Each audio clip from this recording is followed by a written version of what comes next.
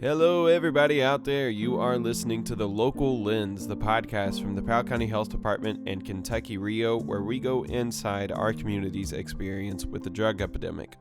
Our show is coming to you from Stanton, Kentucky, a small town nestled at the foothills of Appalachia.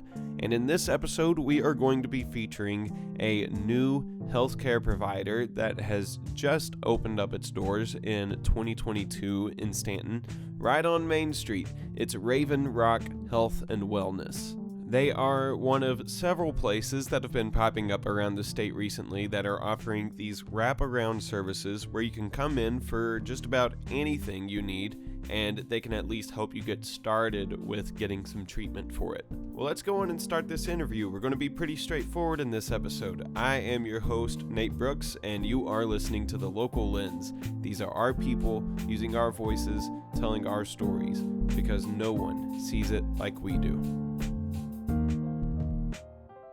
In the room, we have Leandra Knox with Kentucky Rio.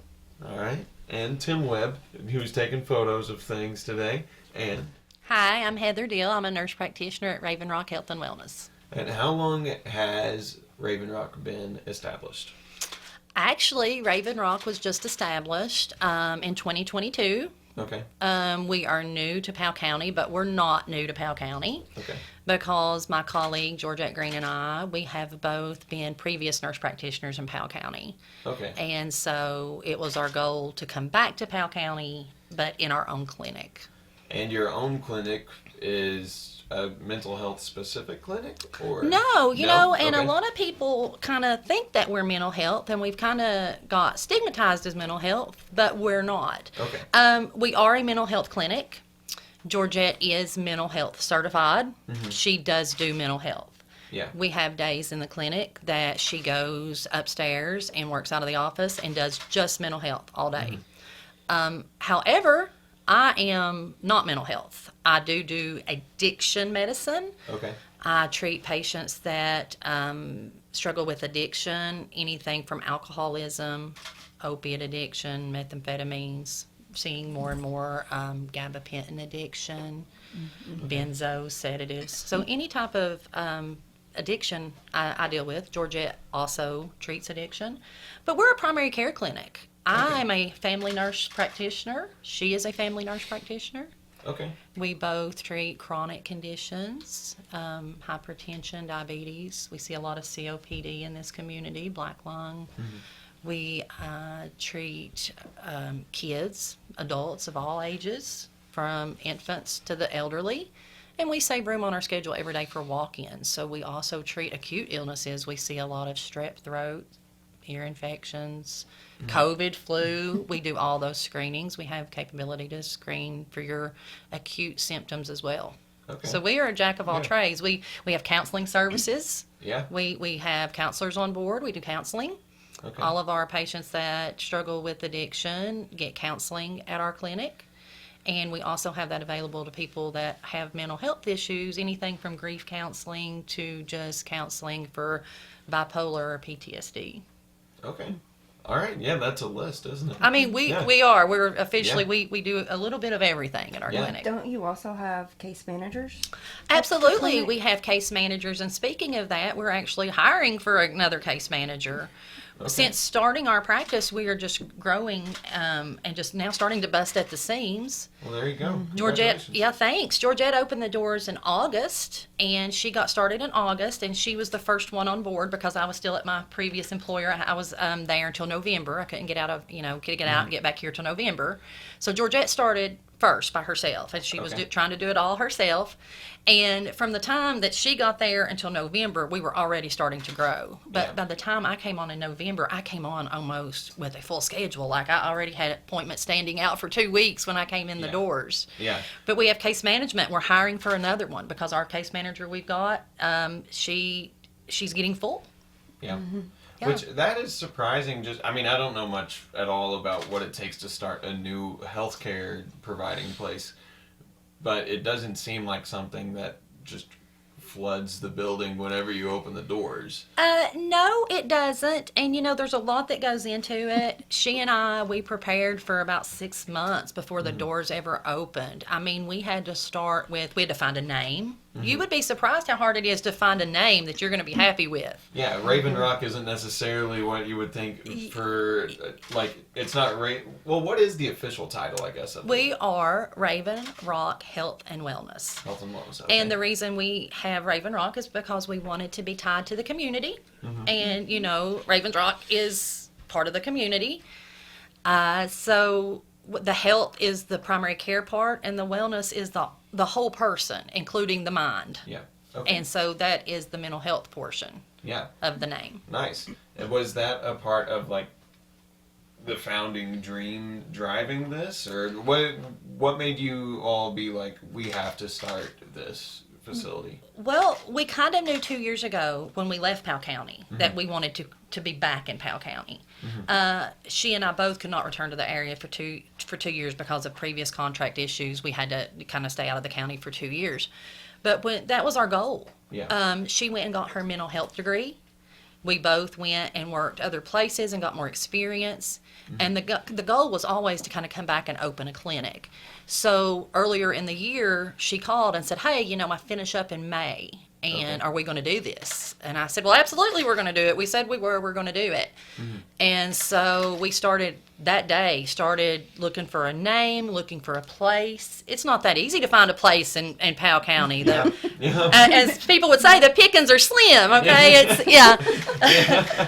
It's not that easy, but it just I prayed about it, and it just all fell into place. We actually called a realtor. When I say we, Georgette called a realtor and was looking for a place, and the realtor said, hey, why don't you buy my building? And it just kind of fell into place. Yeah. So, and let's go and say where you are at. Well, we are located at 101 North Main Street. Okay. We are right on Main Street in Stanton, Kentucky. We also do serve the telehealth population. Okay. So we do have patients that are coming from other counties that maybe we treated in the past. She and I both. I came out of Paris.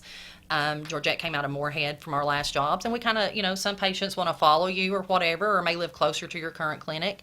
And so we do offer telehealth services for the things we can treat on telehealth. Okay. Yeah. And right on North Main Street, right beside a Walgreens. You all are right down the road from the health department. Yes. Health department does the syringe exchange program. Yes, they do. How much of a relationship with the syringe exchange do you all have at Raven Rock, if any at all?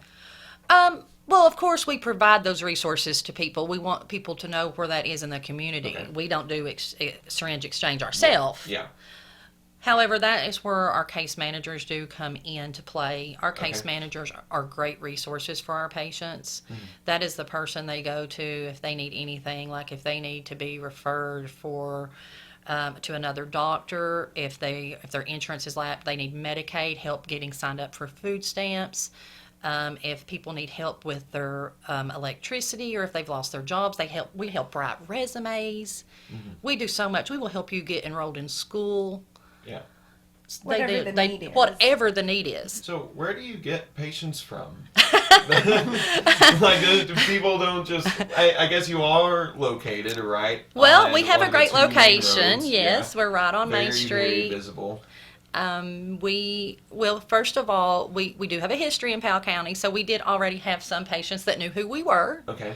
Yeah. And of course, we advertised for that. We advertised that we were coming back. We advertised that we were opening on our own clinic. We tried to do that through Facebook, word of mouth, opening up our own page. We actually went to a company website and had them help us get our page started, and they go on there and advertise for us just because we needed help getting the word out.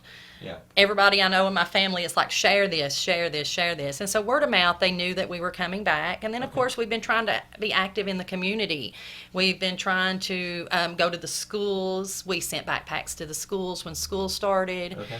And we wanted the kids to have the supplies they needed. We supplied one whole classroom at the elementary school, and we took backpacks and notebooks and just markers. But with doing that, we also inserted our card. We put our stickers on hand sanitizers for the teachers. just that word of mouth, getting out in the communities, the parades. So I was going to say, you've done a lot of community events too. Yes, yes. We've Yeah. tried to be in all the parades, the Christmas parade, and then the parade. I don't know if it was the corn festival or the parade that was during the day. We was Yeah. in that parade, just trying to get our name out there. So when you're getting your name out there, what's your pitch to people? Come see us. We're back. I mean, we actually have T-shirts that say "We're back" on the back of the T-shirts because we had a great following when we were here the last time. And just when people find out that you're back, it's like, give us a chance. And we're not necessarily asking you to switch your primary care provider if you're already happy with who you're with.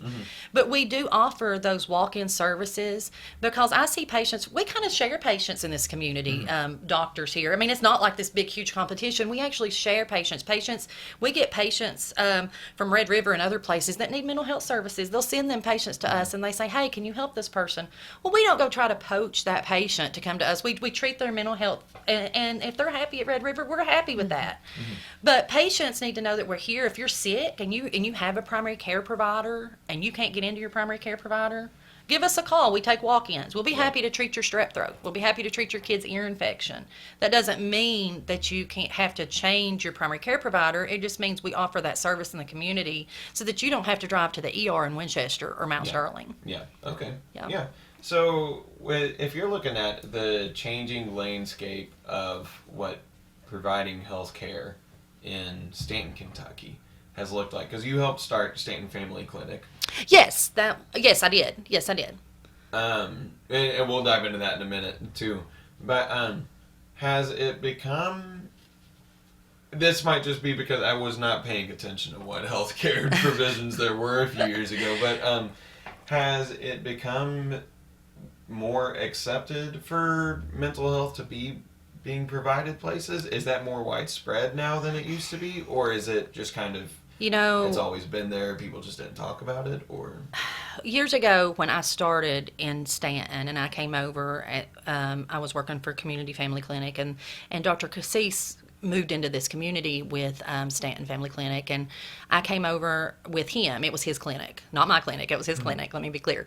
And I worked for him for over in Stanton community. I think about 4 years. I was in the community, and when we first started, I mean, patients were coming in 8-9 patients a day, and just the same with us as it at Raven Rock as it was with him at Stanton. He grew so quickly that it was amazing how fast the growth was, and to where it's like he was busting out at the seams, and there was so much need where you have people on wait lists needing addiction services and things like that, because you just don't have the resources to treat everybody. And so that's why it was so important to get mental health back in this community, get more addiction services back in this community, but also primary care for people that are sick and need testing and things like that. But the need is great. There's not hardly anyone you talk to at this point in time that doesn't have a family member or someone they know that has a problem with addiction. It's like it almost affects everybody now. It's getting more and more common. However, there is still a stigma, and we're trying to break through that, because there shouldn't be a stigma to someone who's struggling with an addiction.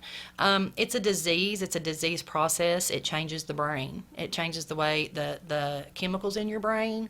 It changes the way you think about things, your thoughts, your processes, coping, the way you cope with things. So addiction really does affect the brain, and it needs to be treated just like anything, like somebody that's struggling with high blood pressure or diabetes. They need to take that medication or that insulin. Yeah. Patients with addiction need help too. Yeah. And I see patients every day that come in that have, I would say, a history of addiction. And they are stable every day on medication, and they go to work, and they're productive, and they take care of their kids, and they have a good quality of life, and that is really what our goal is. What can you say about the stigma against medicine being used to treat addiction? Well, honestly, when I started treating patients with Suboxone, we use buprenorphine, and that is the generic for Suboxone. And when I first started treating patients with Suboxone, I had to actually argue with people in my own family that kind of was like, why are you doing that? Why are you treating them? Why why are you, I'm not comfortable with you doing that kind of medicine, and I was really shocked by some of the people that came at me with that. Yeah. And I also heard the phrase, you were just replacing one drug with another one. Well, here's my view on that, and this is just the layman terms that I tell patients. Buprenorphine is a partial opioid agonist. It blocks the opiate receptor on the brain partially. And what that means is basically when a person is addicted to a drug, you have receptors in your brain that cry out for that drug when they get empty. It's kind of like a baby that needs milk. It's going to cry out for what it needs. And with that, you have withdrawal signs and symptoms. And withdrawal can be very debilitating. You can't go to work with withdrawal. You cannot take care of your kids when you're in withdrawal. Yeah. You can't function when you're in withdrawal because the sickness can be so just bad that you can't function. What can you liken those withdrawal symptoms to? So the flu, Okay. shakes, chills, sweating, vomiting, diarrhea. I've seen patients drenched in sweat, but yet they're wrapped in a blanket because they're froze. Shakes, tremors, dilated pupils, runny nose. I've seen patients come in, they have their blanket around them with their trash can because they're so sick they will vomit in your floor if they don't have something to vomit in. And this sounds like you're describing a sick person. Yes. Somebody that has an illness, So- but that's just not having Yes. the substance. So buprenorphine is basically a substance. It's a partial opiate agonist, and what that means is it fills up the receptor on your brain part of the way. I draw pictures for patients. I'm one of these terrible Pictionary players, and I draw these circles on paper for patients, and I say, do you see these circles? And they say yes, and I say, this is your receptors on your brain.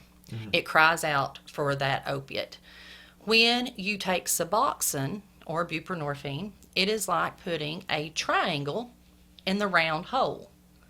Okay, so think about that for a minute. You're filling up the receptor part of the way, but not all of the way. And what that does is it feeds that receptor enough to stop the withdrawal portion.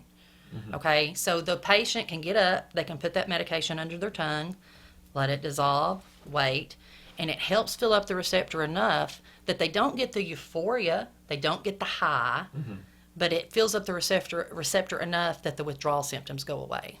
Okay. And that lets people Function. Nice. Yes. Yeah. And it also most of the time there is a buprenorphine without naloxone, but the majority of patients in the state are on buprenorphine naloxone, and that also has a blocker. Now, the naloxone is like the Narcan portion that if someone does slip and, let's say, snort a Percocet or use some heroin, it helps block it so that they don't get the high and they really don't have the desire to keep doing it. Yeah. Because at that point, it just seems expensive. It seems expensive and not worth it. Yeah. Because you're risking your Suboxone at that point. Yeah. If you continue to use, Yeah. I mean, we want to give patients time to get sober, but, we want to see improvement Yeah. in your behavior and changes in your attitude. And we want to see progress, of course. Anybody does that's treating their patients. And so, it becomes not worth it. One of the great quotes we had from Dr. Cassis was saying that if you have a stroke patient that, suffers from lots of strokes over and over again, then your goal first is to just reduce the amount of strokes that the person is having. Absolutely. And that's very comparable to addiction, where you could say overdoses, you could say even just usage in general, but a goal is to decrease the frequency of... Absolutely. Yeah. I just love that quote. That's one that's stuck with Yes, me. absolutely. And, if you have a patient that is snorting heroin several times a day, every day, and they come in, and let's say the first month, they come in at the end of the week and they say, I snorted heroin 3 days ago, but that's the only time I snorted heroin this week. Okay. That's success. Yeah. In some people's opinion, that is failure. They say, oh, that person, they're still doing this and they're still doing that. But that's success, because then that person gradually, hopefully, the goal is that person will get from doing it once a week to once every 2 weeks to not doing it at all. Mm-hmm. That it gets to where they don't need to do that anymore. Yeah. And not only do we do that with medication, but we also do that through the therapy with the counseling services that we offer. Okay. May not be able to speak on this much at all, but I'm curious if you can. Can you talk about, like, in generalities, your patients? What are your patients like that are coming in here? Just like, does that make sense? Is that a fair question at all? Or, like, I'm wondering if the people that are trying to decrease their use, if they're also working, if they're holding jobs or anything, if they're... I was telling my dad, we see everything. I see a majority of patients that do want to make their life better. The goal is to... I hear people all the time, and I kind of almost hate this because they say, well, my goal is to get off this. My goal is to get off this medicine. And I kind of use the same scenario you was talking about earlier. I'm like, if you had hypertension, would you just want to quit taking your medicine? And people, but they struggle with the stigma. They struggle with the stigma. Oh, well, I'm on Suboxone. Mm-hmm. And it's the stigma. The medicine's working for them. They're doing well on it, but they still struggle with the stigma. And what we find is when people quit taking their medicine and they think they're okay, is that 6 months down the road is when we see problems with relapse and the cycle start all over again because they realize, hey, I did need my medication. Mm-hmm. So we do see that. I see patients that come in and let's say they started on 2.5 or 3 tablets a day, and now they're down to 1 tablet a day. And they say, I'll probably be on this forever because I've accepted that I need this once a day. But they've really reduced their dose. Mm-hmm. They've really worked on getting down to their lowest effective dose. And if you're a little bit cynical, then you might hear that and throw up all your red flags saying that sounds like a way for somebody to develop a need or a dependency on medication. But let's look at what you're gaining here. These medicines are giving people the chance to go out and function in the real world. And lots of people take lots of different medicines every day. So why would we put up this mental barrier in front of these specific kinds of medicines? And you see them maintain and do great, holding down jobs, seeing their kids. It is so rewarding when you have someone come in that is strung out and they're not able to see their children and they're not able to hold a job. And 2 years later, when you see that same person that comes in and they have their child with them for the first time and they say, oh, I've got my first overnight visit, or oh, I got to take my kid fishing this weekend, because their life has actually improved so much since they've got on medication that they're able to do things they weren't able to do when they were actually in active addiction. Yeah. But we see patients on all extremes. I mean, there is going to be those 1 or 2 that come in and they're going to try to play you. They're going to try to get your medicine and never come back, or they're going to get it for 3 weeks and never try to change their ways. You're going to see that, absolutely. And what do you do about that? Is there anything to be done about that even? Well, you know what? Don't give up on that person. They're just not ready. Yeah. You can't let them keep doing that. And of course, we have ways to monitor for diversion. We do pill counts, random drug screens. They're required by the state. Of course, we stay within the state guidelines. Okay. We have regular drug screening. When patients come in, they have drug screening almost every visit. If not, I think it's 8 drug screens required per year is the guideline.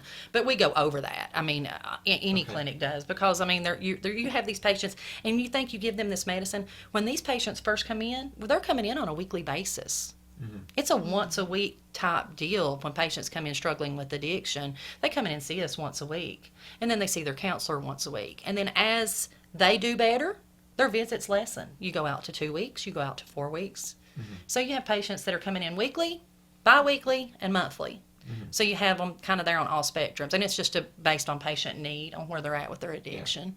Yeah. And I forget exactly what it was with Scott's Heights that we had talked about that had like a 6-month-long type of injection. I forget what that is. Well, actually, and we do offer this as well, we have Sublocade. Yeah. Sublocade is a buprenorphine injectable now that is available. And this is a great asset for people that have a problem with the naloxone because it doesn't have a naloxone in it. So if you're intolerant to naloxone, which is some people say they are, the regular buprenorphine is a little hard to get in the tablet form because it's for pregnant women. Okay. So if you have a man that comes in and says, "Hey, I'm allergic to naloxone," and you're having trouble getting that medication covered for them, buprenorphine is an option, the injectable, and that's Sublocade. It is good for 26 to 30 days, and the patient comes in once a month and gets an injection. Okay. And this is great for people that have been in jail for trafficking. This is for people that we feel like might be diverting their medications. Okay. That is an option. So instead of just discharging them out on the street, you say, "Hey, you've missed 2 randoms," or "Hey, you're not testing positive for your medication. We're concerned about that." And so you want to offer them an option. Instead of just putting them out on the street, you can offer them Sublocade. And Sublocade is the injection. They get it in the office. Okay. We have the medication shipped directly to us, and the patient comes in and we administer the injection. It goes into the abdomen, and it kind of fits in the subcutaneous tissue, and it kind of gels up like that toddy bowl you put in your toilet, and with each flush it goes down a little bit. I'm It's glad kind of you lightened that up yes. a little bit, because I Yeah. have no idea what the subcutaneous tissue is. Okay, but- so it goes into basically the fat in your belly, Yeah. and you can feel it. You can feel it under your skin as it gels up. And Okay. we just kind of explain it as you each flush, like with each day, it kind of goes down a little bit. Okay, And so yeah. through the month, the medicine dissolves into your Yeah. system. Okay. And it can actually stay in your system for months. After you get several injections, it can stick around for months. Now, one of the big reasons why the medicine does have a stigma is because the pharmaceutical companies definitely played a big role in getting us into this shape in the first place. So, what is happening now that changes the landscape? What are we doing to keep that from happening now? We had like the whole pill mill thing happening like a decade and a half ago. Absolutely. A decade ago. Like it was legislature that came out like just over a decade ago now. I think it was 2012 maybe, that was to tighten the medical side of contributing to the whole issue, which we've Absolutely. covered that in other episodes for sure. We don't need to go into the nature of that, but are the bumpers up? Absolutely, they are. They're taking care of things now. Absolutely. It is hard. It's almost too hard to get pain medication at this point. We have patients that come in and almost need medication, and you're afraid to give it to them because of the state guidelines. They have pain clinics now, and it's like now anybody that needs more than 3 days of pain medication, you're basically sending to the pain clinic now. Because of the restrictions and the guidelines, and because the stigma has gotten, well, it's not just the stigma, but it's just grown. I was looking last night, just refreshing myself, and in 1996, the overdose rate in the United States was like 6.6 per 100,000. This is from the CDC. Well, in 2021, it was 27.9 per 100,000. Yeah. Wow. Kentucky is sitting at 49, which is gosh. almost, that's 20 plus people per 100,000. And Powell County sits at 100 per 100,000. So the country's national average is 27. Kentucky sits right at 50, but Powell County alone sits right at 100 per 100,000. So we are double in the Kentucky average. Yeah. I mean, so Powell County has great need for addiction services. Yeah. And just refreshing my memory on that CDC website, Estill County was number 1 in the country at 149 to 100,000. So, and Estill County's right next door. Yeah. We treat patients from Irvin. Yeah. It's everywhere in our community, and the services, the need is so great. So let's consider this response she just gave. She didn't necessarily answer the question, but she did point out just the straight up fact that people are dying at very alarming rates. We have to do something about it. And if this can keep people from dying, then it's worth doing. And is it the final answer? Is this the last step? Who knows? That's hard to know. We've not solved it yet. We don't know what what this looks like when it is all solved and taken care of, or if it's even possible to get there. But this is a part of the pursuit of trying to make our communities at least stay alive long enough to have the chance to be back up and going like it's supposed to be. And so we're happy to be here. We're happy to be here to provide mental health services, opiate addiction. We also treat Hep C. Okay. Patients that come in may have Hep C infection. We test for that. Mm-hmm. Every opiate addiction patient or methamphetamine, whatever your addiction is, when you come in, you get a batter of tests. It's just we check from everything from HIV to syphilis, tuberculosis, any kind of communicable disease that you may get in jail or from being homeless or living in tight quarters. We check those things so that we can offer treatment for things greater than addiction, because we often see things like cirrhosis in alcohol patients or hepatitis in IV drug users. On top of addiction, how many ailments do people tend to have stacked on? How many different health problems tend to come together? Oh, wow. I mean, a majority of your patients with addiction have some type, and I wouldn't say mental illness, but I'm saying a condition such as anxiety or depression, PTSD. A lot of times addicts are created. They're created from childhood trauma, things that have happened to them in the past. You never know. It can be a rape or incest or alcoholic parents' environment. You see so many things that can cause opiate addiction. But what happens is these patients come in and they've neglected their bodies for years. They haven't sought the health care they need. They've had undiagnosed hypertension for years. They may have undiagnosed diabetes. And those are all things we catch when they come in on the initial labs that we do. Mm-hmm. We may see somebody come back with a glucose of 300 that never even realized they were diabetic.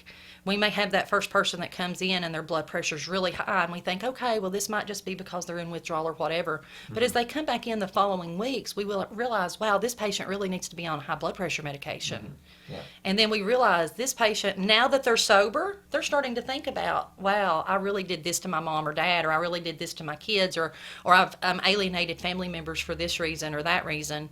And they start suffering with depression and things like that. So it's things that you see as time goes on, as you treat these patients. And then you have the things like the hepatitis B, hepatitis C. We see cirrhosis, which is from long-term alcohol use. Things like just memory loss, and skin infections. You would be surprised. Scar tissue from IV drug use, cellulitis in extremities from shooting up. Okay. We treat all kinds of things like that. Yeah. I think chronic conditions really, because, I mean, with substance use disorder, we talk about the hepatitis and the HIV and all of that. Mm-hmm. But then they have neglected themselves for years. I mean, they didn't want to go to the doctor. Dental issues. Yeah, and then they come in and there's a lot of chronic conditions that I see, And that's why our case manager is she is so beneficial, because she can help get you into dentistry. Mm-hmm. She can help you with those services. We see people with holes in their septums in their nose, holes in the roof of their mouth, from snorting medications. Mm-hmm. They've never seen an ear, nose, and throat specialist. Mm-hmm. And so that's where we step in and try to get them the services and the help they need. The first thing you got to do to fix the problem is quit doing it. You have to quit snorting the medication. Yeah. So once we get them on the track to where they're no longer abusing their bodies, we try to then step in and treat them where they need treatment. And there's a lot of it too doesn't necessarily seem like it's caused by the substance use. It's just wear and tear on people's bodies. Wear and tear and neglect. Yeah. Absolutely. We have to take care of these things, don't we? Absolutely. Yeah. Yeah, because age does a number on your body all by itself. And then it's the things we do to our bodies on top of it, drinking, smoking, lack of exercise, whatever it may be. But the good thing about Raven Rock is that we're here for all of that. We are here to help you with weight loss. We are here to help you with high blood pressure, diabetes. We want to help you get over the flu or strep. Yeah. And then we also want to treat your mind too. Yeah. Come in. It's mind, body, spirit type deal. Yeah. Well, the whole body. So, yes. Okay. Is there anything you can say to somebody that might be nervous about physically coming into the office? Yes. Just do it. Just step out of your comfort zone and come in. We're kind of like a judge-free zone. I have a brother that struggles with addiction. He is a heroin addict and he's in recovery. And he's in Virginia, and I'm very proud of him. But even when he relapses, I'm proud of him because he continues to ask for help, and he continues to put himself together. And it's a cyclic disease. Mm-hmm. You may do well for years. You may struggle with a lapse. Don't let yourself get back into that same boat. Even if you don't want medication, come in. We can help you with other services. Mm-hmm. We can help you with anything you're dealing with. We can, counseling. Medication is just part of it. Yeah. But come in. That's why we're here. Yeah. We want you to come in. We want to help you. Okay. Welcome back to the community. Well, we're glad to be back, and we just want to thank everybody for their support, and everybody's been very welcoming, and we're glad to be back in the community. Yeah, great. All right. Good. All right. Thank you all. All right. Thank you very much, Heather Deel from Raven Rock Health and Wellness, for coming on and giving us a little bit of information about what you all are up to.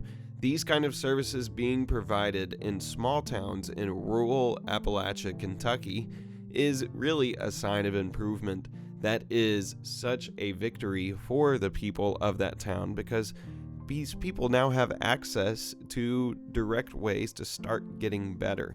So big thanks to Heather once again for coming on. If you need to contact Raven Rock Health and Wellness, you can reach them by phone at 606-775-0515, or you can go visit them at 101 North Main Street in Stanton, Kentucky. If you do hear this episode and decide to go visit Raven Rock, let them know and let us know. We would love to hear that. Now, we've got a couple of announcements for you all. We are very close to the end of the local lens, but to help cap off the project, we are working on an ebook. So that is something you can look forward to if you've enjoyed this show. And I would like to thank our listeners once again. Your continued support means the world to us, and please be sure to be sending this podcast to people who need to hear this information. This is the Local Lens. These are our people using our voices, telling our stories, because no one sees it like we do.